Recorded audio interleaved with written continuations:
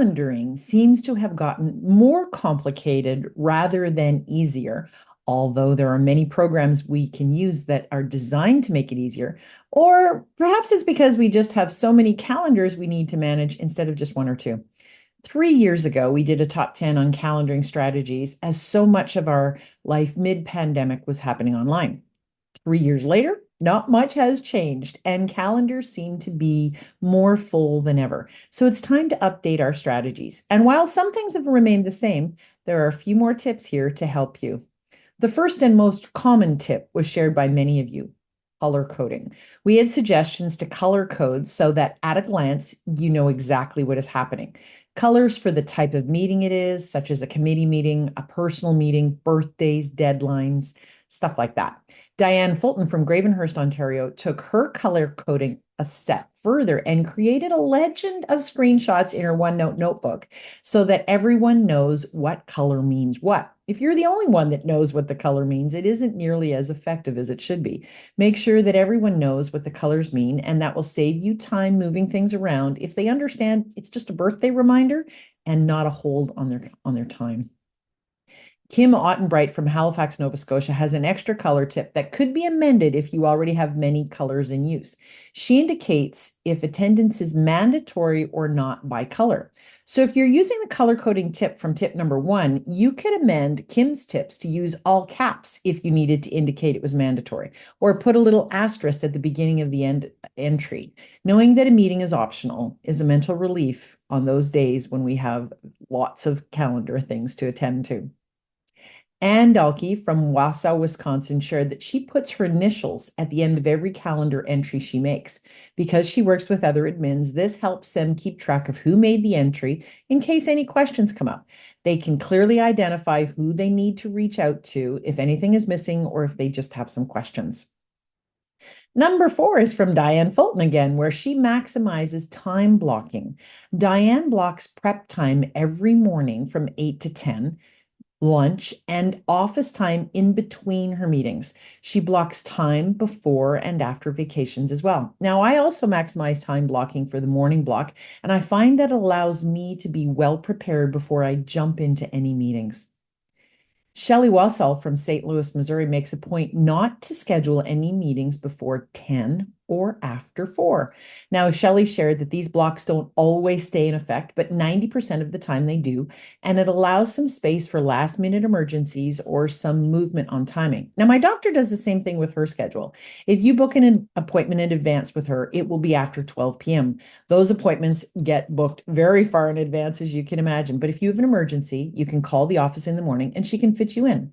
Now, unlike a doctor's office, this might allow for us to get some work done each morning and or leave the office on time every once in a while.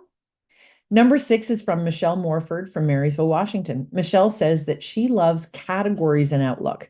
Michelle needs to account for all of her time on a per project basis, so categories allow her to run a time tracking macro.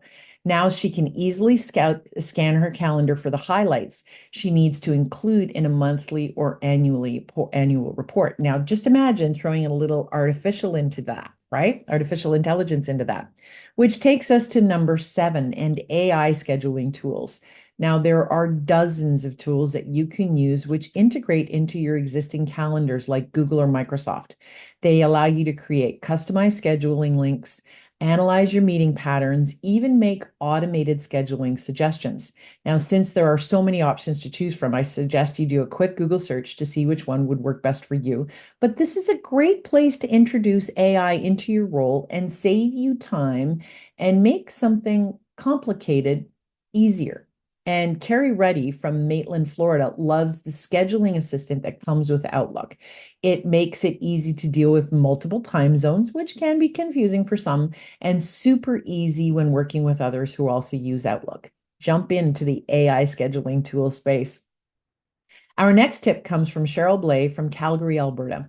Cheryl's office has recently created no meeting days, which happens to be Friday for her. She shares that her executive can and sometimes does book external meetings on Fridays, but it is understood that there are no internal meetings on Fridays. And for her office, it's also a work from home day, which allows everyone to stay focused and not spend the day in the meetings.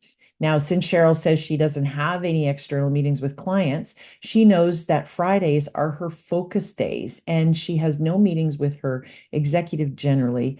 Her executive, pardon me, doesn't have meetings generally on Friday. So it's a focus day for them both. Now, since I've had many conversations in my workshops about similar topics, number 9 and 10 are from me. In order to manage the scheduling we need to do as administrative professionals, we need to make sure we agree how and who runs the calendar. If multiple people are adjusting the calendar, there needs to be guidelines and rules. Now, my suggestion is that it's just you.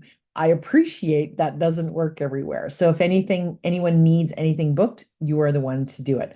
Otherwise, you will find your calendar not nearly as organized or as easy to follow once multiple fingers are in the pot.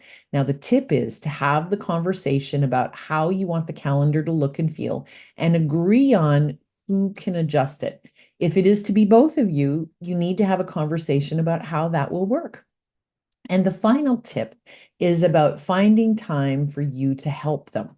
If we're going to have conversations, like I suggested in tip number 9, we need to make sure that part of what we schedule and honor is our one-on-one meetings. Now, you don't need to make them weekly if that doesn't make sense, but you need to put time on the schedule just for the two of you. I plan my vacations well in advance and put them on my calendar. We need to do the same thing for our one-on-ones. Now, I've moved my vacation when it needed to be moved, but having them in there first allows me to decide if I want to move them or not. So if your one-on-ones are in the schedule, you can move them if that makes sense. But if you try to fit them in after everything is scheduled, you won't ever find time for one another. Erin Plant from Prince George, BC shares that in her weekly meetings, her one-on-ones, they do spend at least 10 minutes of their time chatting about the calendar. So to make sure nothing has been forgotten and the right amount of time has been scheduled because they both adjust the calendar.